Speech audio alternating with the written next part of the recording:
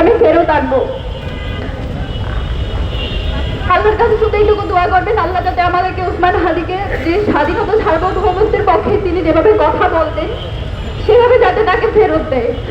আর আপনাদের সবার উদ্দেশ্যে বলি, এখানে সকল রাজনৈতিক দল মত সবাই উপস্থিত আছেন। আপনারা গত 1 বছর ধরে আওয়ামী লীগ পালিয়ে যাওয়ার পরেও আপনারা যে কাজটা করতে পারেন নাই, আপনারা কালচারাল ফেসিজমকে অ্যাড্রেস করতে পারেন নাই। বাংলাদেশে একটা মানুষ, শুধুমাত্র একটা মানুষ পেরেছিল এবং আজকে সেটার প্রতিদান তাকে এইভাবে দিতে হচ্ছে। আপনারা যত সুশীলতা করছেন সেটার প্রতিদান আমার ভাইকে দিতে হচ্ছে।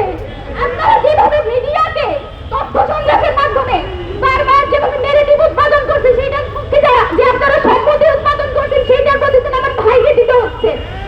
আমরা কিচ্ছু বলে যাচ্ছি না, আমরা জানি মিডিয়াতে কে কে উল্লাস করেছে। গত 2 দিন আমাদের চোখে শুধু অশ্রু দেখতেছেন, আমাদের বুকের ভিতর যে পার হচ্ছে এটা আপনারা এখনো দেখেন নাই। এটা দেখার সাহস হলেন না কেন? আমার ভাই ফেরত আসবে, বাংলাদেশের স্বাধীনতা সার্বভৌমত্বের পক্ষে কথা বলবে এবং এই মিডিয়াতে যারা বিভিন্ন বয়ান উৎপাদনের মাধ্যমে আমার ভাইকে হত্যাযোগ্য করার চেষ্টা করেছে, আমার ভাইয়ের জীবন মৃত্যুর সঙ্গে যারা বারবার উল্লাস করেছে, যারা বিজয় উদযাপন করেছে, আমি তাদের সবাইকে চিহ্নিত করে রাখছি। আল্লাহ যদি আমাদেরকে বাঁচায় রাখে, ইনকিলাব মঞ্চ যদি বেঁচে থাকে, বাংলাদেশে কালচারাল ফেসিজম যারা কায়েম করতেছেন আপনাদের সবার জন্য আমরা সারা জীবন শত্রু হয়ে থাকবো, এটা মাথায় রাখবেন। আমি আপনাদের কাছে এটাই দোয়া করবো, আপনারা যে যেখানে আছেন, আমরা আওয়ামী লীগের প্রশ্নে সবসময় সবাই এক থাকি। আমরা এইটুকুই এক্সপেক্ট করি আপনারা ভোটের রাজনীতির জন্য প্লিজ আমাদের এই সব যে কয়টা মানুষ আছে, যে কয়টা মানুষ এখনো দেশের স্বাধীনতা সার্বভৌমত্বকে টিকায় রাখার জন্য যুদ্ধ করে যাচ্ছে, সেই কয়টা মানুষকে প্লিজ আপনারা বিসর্জন দিয়ে না নিজেদের এই ঠুনকো ভোটের কারণে।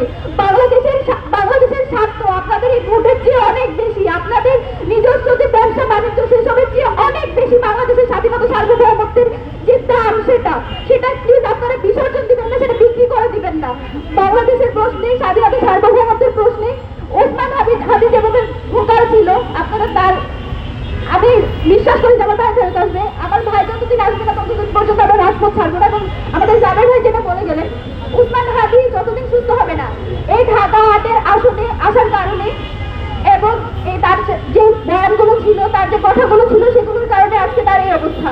এবং আমি জাবের ভাই, আমাদের ইনকিলাব মঞ্চের যত মেম্বার আছে, আমরা আপনাদের সাথে নিয়ে সংগ্রাম জারি রাখবো এবং ওসমান হাদিকে ইনশাআল্লাহ আমরা সংসদে পাঠাবো।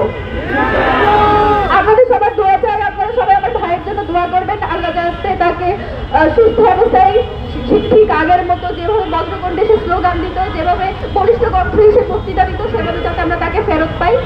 আমার ভাইয়ের জন্য দোয়া করবেন। আর কিছু বলার মতো সত্যি সাহস